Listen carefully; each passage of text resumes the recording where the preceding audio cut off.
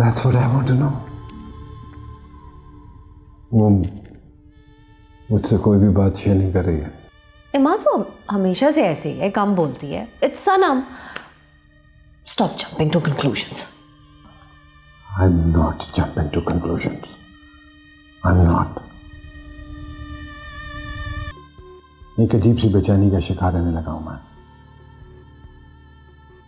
एक अजीब सी कश्मकश अवॉइड करने लगी है वो मुझे।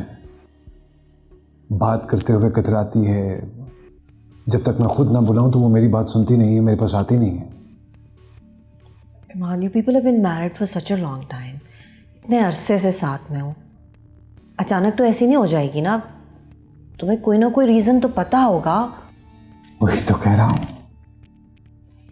रहा हूं कि that's what I want to know, कि वो क्या है जो वो मुझसे छुपा रही है। क्या हो सकता है?